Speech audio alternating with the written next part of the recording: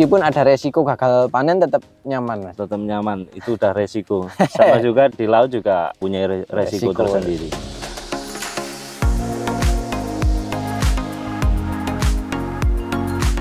Assalamualaikum warahmatullahi wabarakatuh, sahabat petani semua. Video kali ini kita akan membahas tentang salah satu motivasi dalam dunia pertanian, di mana tanaman ini ditanam oleh petani yang biasanya berlayar, dan hanya baru beberapa saat beliau bertani, tetapi beliau sudah menemukan kenyamanan di sini. Bagaimana bisa beliau menemukan kenyamanan di dunia pertanian? Video lengkapnya setelah yang satu ini.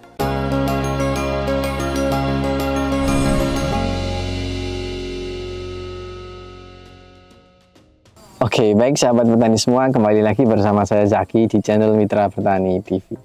Seperti yang telah saya jelaskan di awal tadi, kesempatan kali ini kita akan belajar atau memotivasi diri kita untuk bersyukur kita yang dilahirkan atau ditakdirkan untuk hidup di lingkungan pertanian. Ini adalah tanaman padi yang ditanam oleh seorang petani pemula, tetapi bukan hanya tanaman padi ini, ada beberapa komoditas lain yang beliau tanam. Beliau siasati untuk harapannya itu untuk harian ada, kemudian untuk bulanan ada, kemudian untuk tahunan ada gitu. Jadi beliau mencoba menanam beberapa komoditas dengan tujuan tiap saat itu punya hasil panenan. Dan beliau seperti yang saya jelaskan di awal tadi, beliau ini seorang yang awalnya biasanya hidup di layar atau berlayar gitu, tetapi untuk saat ini beliau lebih nyaman dan lebih suka untuk menjadi seorang petani. Kira-kira alasannya seperti apa sehingga beliau bisa memutuskan untuk terjun di dunia pertanian dibanding dengan dunianya yang sebelumnya? Tanpa lama-lama lagi kita akan langsung masuk pada sesi wawancara. Oke, baik sahabat petani semua, di hadapan saya sudah ada sang pemilik lahannya langsung. Monggo Mas, mungkin bisa memperkenalkan diri. Ya, perkenalkan, nama saya Yuki. Saya berasal dari Desa Kalimiru, Kecamatan Bayan, Kabupaten Purworejo. Mas Yuki yang beralamat di Kecamatan Bayan, Kabupaten Purworejo ya Mas. Ya. Sebelumnya mohon maaf Mas, ini mengganggu waktunya. Ya. Kalau Mas Yuki sendiri Mas, untuk bertanam padi atau menjadi petani ini sudah lama atau masih baru ini Mas? Saya pemula Mas, baru pertama kali. Iya. Untuk tanaman padi baru pertama kali? Pertama kali ini saya menanam padi. Kalau untuk komoditas lain pernah menanam juga Mas? Pernah, pertama juga untuk tanaman jeruk. Saya tumpang sarikan dengan cabai sama pepaya California. Dan berarti itu sudah beberapa waktu yang lalu? Apa? Iya, sudah beberapa waktu yang lalu. Jadi untuk cabai pernah panen, berarti sudah panen? Sudah pernah. Untuk pepayanya? Sudah panen. Sudah. Kalau jeruknya? Jeruknya belum. Baru mau? Baru, karena untuk jeruk umur 2 tahun baru bisa panen.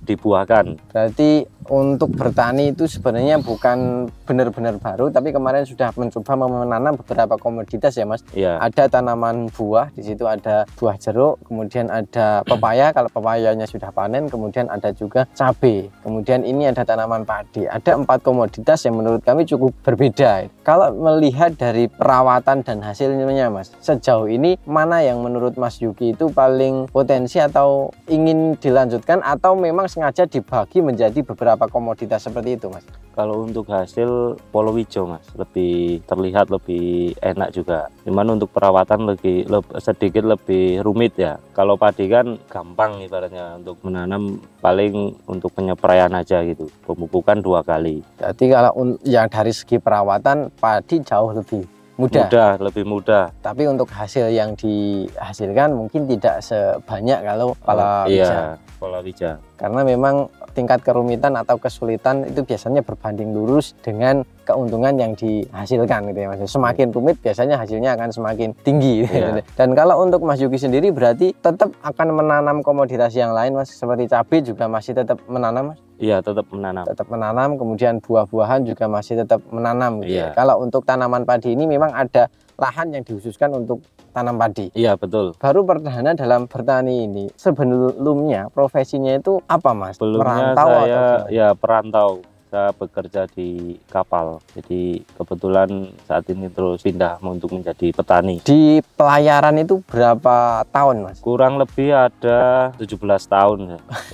17 ya. 17 tahun itu berarti setengah dari umur jenengan. Iya. Dari lulus sekolah sudah. Lulus sekolah langsung berlayar. Sebenarnya cukup jauh ya perputaran haluan mungkin dari berlayar ke bertani. Iya. Kalau mungkin dari hitungan atau kalkulasi secara nominal yang didapatkan mungkin jauh lebih banyak ketika kita berlayar ya Mas. Betul. Tapi untuk kenyamanan kalah. Kalau petani kan ibaratnya di rumah kumpul keluarga. Kalau berlayar ya jarang pulang. jadi Mas Yuki ini baru sekitar berapa tahun ini Mas di rumah? Ini hampir 1 tahun ini terakhir berlayar. Oh terakhir Iya, berlayar 1 tahun. tahun. Kalau nanam kemarin pepaya California itu masih statusnya masih bekerja? Masih bekerja, kebetulan saya pas cuti. Pas cuti, Jadi terus bantu orang tua sekalian belajar. kalau full di rumah itu baru setahun. Baru setahun ini. Dan menyesal tidak Mas jadi petani? Tidak Mas, tidak menyesal. Terus malah tertarik. Ya, Iya. Kenapa lebih memilih untuk bertani dibanding untuk meneruskan berlayarnya Mas kalau sampai sejauh ini? Sejauh ini karena saya pengen juga kumpul sama anak istri Mas. Di samping itu juga merawat orang tua tinggal 1.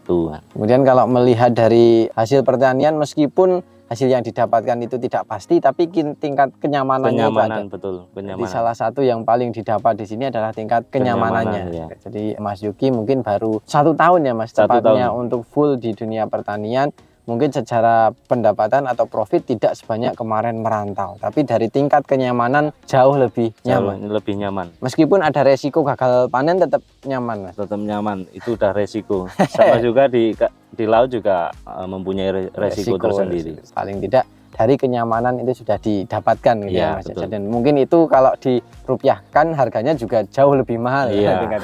Dan mungkin sahabat petani semua yang mungkin saat ini masih ragu atau masih bimbang untuk budidaya di sektor pertanian, Mas Yuki bisa menjadi salah satu contoh. Beliau berlayar sudah 17 tahun, tetapi dengan yang bertani 1 tahun itu ternyata beliau juga bisa menemukan tingkat kenyamanan tersendiri gitu. Jadi tidak menyesal dan bahkan mungkin akan terus berlanjut untuk jadi petaninya ya Mas. Betul. Dan kita tidak bosan-bosan untuk mengingatkan supaya tetap bangga menjadi petani. Mungkin itu sekilas tentang Mas Yuki. Kemudian kalau untuk budidaya tanaman tentunya kita tidak akan terlalu banyak berbicara di sini karena memang Mas Yuki juga baru pertama ya Mas ya, pertama tanam padi. Kalau untuk varietasnya ini varietas apa ini Mas Yuki? Ini Ciherang Mas. Ciherang. Iya. Untuk saat ini usianya sekitar berapa hari? Sekitar 110-an Mas. 110-an hari setelah tanam. Kemudian kalau saat ini musim kemarau Mas, untuk di daerah sini sendiri untuk sistem pengairan itu terkendala atau tidak ini Mas? Dijatah Mas, di sini pengairan 1 minggu 1 kali. 1 minggu 1 kali. Berarti kalau untuk fase generatif atau pematangan bulir padi ini sampai sejauh ini masih aman? Masih aman untuk buah, masih aman. Cuman kalau untuk pertumbuhan kurang. Jadi tapi kalau dulu waktu penanamannya masih ada air hujannya? Masih ada air hujan. Masih ada hujan. Kemudian kalau untuk di lahan ini Mas, untuk jarak tanam sendiri ini pakai berapa ini Mas? Ini kurang lebih 20 cm Mas. 20 kali 20 cm? 20 kali 20 cm. 20 kali 20 cm. Kemudian tadi juga mengatakan bahwa perawatan tanaman padi itu lebih mudah dibandingkan dengan komoditas yang lain, khususnya cabai lah. Untuk tingkat kemudahan yang didapat untuk pemupukan Mas, dilakukan berapa kali ini Mas? Pemupukan saya lakukan 2 kali di umur sebelum 10 hari setelah tanam. Saya pemupukan pertama, terus sebelum umur 40 hari itu pemupukan kedua. Untuk penyepraian cuma 3 kali sampai sekarang Mas. 3 kali. Oke, pupuk baru 2 kali, spray baru 3 kali. 3 kali. Kalau untuk pemupukan pertama Mas, yang digunakan apa saja? Ponska, urea, sama Vertipos. Itu dosisnya masing-masing berapa kilo untuk berapa luasan? Semua ini satu sak. Iya. Udah oplosan. Udah oplosan satu sak. Ini untuk luasan sekitar berapa meter ini? Ini 75 ubin kurang lebih. 75 ubin. Satu ubinnya itu adalah sekitar 14 meter persegi. 14 meter persegi. Jadi tinggal mengalihkan gitu ya. Kemudian untuk pemupukan yang kedua, sama atau tidak Mas bahannya? Bahannya sama, tapi untuk dosis urea saya lebih sedikit. Saya perbanyak Ponska saya lebih banyak daripada urea. Tapi untuk secara dosis keseluruhan memang lebih jadinya 1 sak lebih atau tetap satu sak? Hanya saja yang awalnya urea itu diganti Ponska. Jadi ureanya agak sedikit dikurangi, tapi Ponskanya yang agak ditambah gitu ya. Iya, betul. Tapi tetap untuk dosis akhirnya hanya 1 sak gitu. 1 sak. Oke, kemudian berarti hanya dilakukan 2 kali ya Mas? 2 kali Mas. Kemudian kalau untuk spray sendiri Mas, untuk spray itu apa saja yang diberikan ini? Untuk spray saya pakai Vertizen sama Insect saya rolling Mas, terus sama Perkat. Iya. Vertizen itu pakai sebanyak 3 kali tadi atau hanya berapa kali nih? 3 kali Mas. 3 kali kali penyepraian. setelah umur 30-an hari. 30 hari ya saya spray. Dengan interval berapa hari sekali itu, Mas? 6 hari. 6 hari sekali. 6 hari sekali dispray menggunakan Vertizen dan Insect. Insect. Kemudian baru ditambah perekat. Kemudian kalau dengan penggunaan Vertizen sendiri, Mas, yang Mas Yuki rasakan atau yang mungkin dibandingkan dengan petani milik sekitar, itu apa, Mas? Untuk pertumbuhan bercak daun Mas ya, itu lebih bisa minim gitu dibanding yang tetangga punya. Jadi tadi tidak menggunakan fungisida ya, Mas, selain Vertizen ini? Tidak ada. Tidak ada fungisida, beliau hanya menggunakan Vertizen. Seperti kita ketahui, kandungan utama di Vertizen itu adalah di zinc-nya atau ZN-nya. Saya juga sering menyampaikan bahwa penguatan dengan aplikasi Seng itu juga akan mengoptimalkan proses pemupukan. Selain itu biasanya akan lebih kuat dan lebih tahan terhadap serangan jamur. Dan lahan milik Mas Yuki ini memang bisa dibuktikan untuk bercak jamurnya meskipun tanpa fungisida, alhamdulillah untuk bercak kategorinya minim ya, Mas. Minim, betul. Minim. Padahal baru disemprot 3 kali. 3 kali.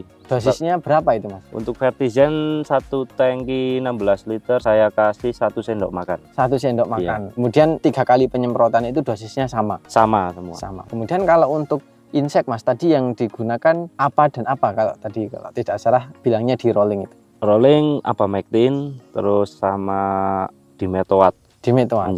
Itu tujuan sasaran utamanya untuk apa? Abamectin untuk walang sangit, terus Dimetoat untuk kumbang itu loh, Mas. Kumbang. Iya, hijau nama itu. Berarti untuk insek juga hanya menggunakan 2 bahan itu. Dan aplikasinya juga hanya 3 kali itu. 3 kali sama. 3 kali, dan menurut saya juga perawatannya termasuk sangat hemat ini, Mas. Hemat. Pada fase setelah 40-an hari itu, kemudian setelah semprot 3 kali tidak ada perawatan lagi. Tidak ada lagi, Mas. Sampai saat ini. Sampai saat ini tidak ada. Sampai saat ini. Jadi terbilang sangat mudah ya, Mas, kalau dibandingkan dengan tanaman cabai. Kalau tanaman cabai bisa mungkin seminggu bisa 2 kali. 2 kali. Tapi kalau secara kalkulasi, Mas, sebagai petani pemula yang sudah menanam beberapa komoditas itu, plus minus dari budidaya tanaman padi selain lebih hemat di waktu dan tenaganya, itu ada lagi nggak, Mas? Maksudnya besok ada rencana untuk menanam padi lagi atau gimana? Tetap ada rencana tanam padi, tetap ada. Terus untuk di lahan yang lain tetap saya main di tanam cabai, Mas. Jadi mungkin untuk sahabat petani semua tetap semangat, apapun komoditas yang ditanam silahkan tetap ditanam, karena bagaimanapun sesukses apapun, sekolah setinggi apapun, makanannya tetap nasi. Kalau nggak ada yang mau menanam padi, lantas kita mau makan apa gitu. Jadi benar sekali seperti yang tadi disampaikan Mas Yuki, sebisa mungkin kita punya beberapa lahan meskipun tidak luas-luas, tapi kalau bisa dibagi menjadi beberapa petak. Jadi ini ada untuk yang pangannya sudah ada, kemudian nanti horti bisa mungkin juga ada, kemudian nanti buah-buahan kalau bisa juga ada. Mungkin itu kalau secara waktu ada yang mungkin bisa dipanen harian, ada yang mungkin tahunan, kemudian ada yang bulanan. Mungkin cara berpikir petani-petani milenial mungkin bisa seperti itu gitu ya. Jadi lahan milik Mas Yuki bisa menjadi percontohan di mana beliau yang sudah lama berlayar kemudian saat ini terjun di dunia pertanian, alhamdulillah bisa memanage lahannya jadi beberapa tempat, kemudian ditanami beberapa komoditas. Alhamdulillah bisa saling menutupi ya, Mas ya. Betul, Mas. Dan untuk petani yang masih menanam padi, kami mengucapkan terima kasih Tol, karena apapun profesimu dan apapun pekerjaanmu tetap makanannya nasi. Makanan pokok. Makanan pokok itu. Jadi kalau suatu negara, apalagi Indonesia ya, karena makanan utamanya adalah nasi atau beras, kalau nggak ada yang nanam padi mau puasa berarti. Mungkin itu sahabat petani semua. Kemudian kalau untuk sampai sejauh ini, Mas, untuk hasil yang dihasilkan dari padi milik jenengan, mungkin dibandingkan dengan petani sekitar atau dari kepuasan dari hati Mas Yuki sendiri, ini gimana, Mas? Ini ya cukup, Mas lah, cukup gitu aja. Soalnya terkendala untuk saat ini air. Iya, betul. Di tengah kekurangan air tapi masih bisa menghasilkan seperti ini. Iya. Alhamdulillah. Alhamdulillah. Gitu ya, Mas. Alhamdulillah. Karena memang di beberapa daerah untuk sistem pengairan kadang bergilir ya, Mas ya. Ya, betul, bergilir. Bergilir dan belum tentu setiap gilirannya dapat air. Ya. Gitu. Jadi mungkin menjadi kendala lagi dan menjadi PR besar lagi gitu ya. Karena seperti lahan milik Mas Yuki ini tadi sudah dikabarkan mungkin pengairan akan ada jatah 1 kali lagi atau gimana? 1 kali lagi, habis itu pengeringan. Pengiriman, Mas, ya. full pengering, nggak ada air berarti? Iya, paling menggunakan air sumur ya. Pada dasarnya untuk pengairan di lahan ini sudah benar-benar dibatasi gitu ya, Mas, ya? Betul. Dan alhamdulillah untuk lahan milik Mas Yuki ini sudah memasuki fase generatif dan tinggal menunggu waktu panen. Tapi ada beberapa milik petani yang masih fase-fase awal tapi sudah mau pengeringan. Itu juga nanti kemungkinan panennya ini juga 50-50. Dan mungkin ini adalah pencapaian dari Mas Yuki di tanaman yang pertama. Alhamdulillah sebagai petani pertama tentunya puas ya, Mas ya. Alhamdulillah puas, Mas. Dengan perawatan yang sangat minim tetapi hasilnya juga masih bisa dikategorikan lumayan maksimal. Mungkin itu sahabat petani semua, sebelum kita akhiri mungkin Mas Yuki ada kalimat penyemangat atau saran untuk para petani khususnya yang mungkin saat ini masih ragu dalam budidaya pertanian. Untuk petani seluruh Indonesia tetap semangat, optimis, jangan mudah menyerah ya. Tetap optimis, jangan mudah menyerah. Kemudian mungkin Indonesia butuh banyak petani-petani muda atau petani-petani baru, karena kalau menurut data survei sebagian besar petani di Indonesia adalah petani yang usianya sudah lebih dari 50-an tahun. Betul gitu. sekali, Jadi itu akan menjadi PR atau masalah besar ketika tidak ada generasi muda yang mau melanjutkan di sektor pertanian. Dan jangan malu menjadi petani. Salah satu nilai plus dari petani adalah tingkat ketenangan. Betul sekali. Mas Yuki sudah membuktikan bahwa ada ketenangan meskipun kita kepanasan, kadang kehujanan, tapi ada nilai ketenangan di situ, dan nilai ketenangan itu jauh lebih mahal dari apapun. Dan tidak bisa dinominalkan. Tidak bisa, Mas. Mungkin itu yang bisa kami sampaikan pada kesempatan kali ini. Sebelum saya akhiri, saya akan mencoba menyimpulkan apa yang telah kita bahas pada kesempatan kali ini. Video kali ini membahas motivasi untuk kita lebih bangga menjadi petani. Yang pertama karena Mas Yuki ini baru 1 tahun ini. Kemarin full untuk menjadi petani. Sebelumnya beliau berlayar ya, Mas ya, ikut berlayar dan sudah 17 tahun berlayar. Tetapi kemarin menyempatkan ketika waktu cuti mencoba menanam cabai, kemudian ada tanaman jeruk, kemudian saat ini mencoba menanam tanaman padi. Dengan 3 komoditas tersebut, 4 komoditas dengan tanaman pepaya, itu ada nilai plusnya. Jadi ada yang bisa dipanen harian, kemudian ada yang bisa dipanen bulanan, dan ada juga yang bisa dipanen tahunan gitu. Dan itu akan menutupi satu dengan yang lainnya. Kemudian di balik kesulitan pasti berbanding lurus dengan keuntungan yang kita dapatkan. Untuk tanaman padi mungkin menurut beliau lebih mudah, tidak harus setiap hari merawat, tetapi secara margin keuntungannya mungkin tidak sebesar kalau nanam cabai, meskipun ya belum tentu nanam cabai hasilnya banyak gitu. Tapi seninya itu cukup rumit. Kemudian untuk varietas yang beliau tanam ini adalah varietas padi Ciherang dengan jarak tanam sekitar 20 x 20 cm. Kemudian untuk pemupukan sangat sederhana, hanya dilakukan sebanyak 2 kali menggunakan Ponska, kemudian urea dan Vertipos. Kemudian dilakukan sebanyak 2 kali. Kemudian untuk spray juga hanya dilakukan 3 kali. Yang pertama menggunakan Vertizen, itu pupuk dengan kandungan seng, kemudian insek ya Mas, insektisida dan perekat. Hanya menggunakan 3 bahan itu, dilakukan sebanyak 3 kali dengan interval sekitar 6 hari sekali. Alhamdulillah sampai sejauh ini masih cukup optimal, meskipun ketersediaan air di sini sangat terbatas karena untuk mengairi saja ini perlu bergantian. Mungkin itu yang bisa kami sampaikan. Semoga video ini bermanfaat, dan apabila video ini bermanfaat jangan lupa klik like, comment, share, dan jangan lupa subscribe untuk tidak ketinggalan info terbaru dari kami. Terima kasih Mas Yuki. Ya, sama-sama. Terima kasih sahabat petani semua. Salam mitra petani Indonesia. Wassalamualaikum warahmatullahi wabarakatuh. Dan sampai jumpa di video kami selanjutnya.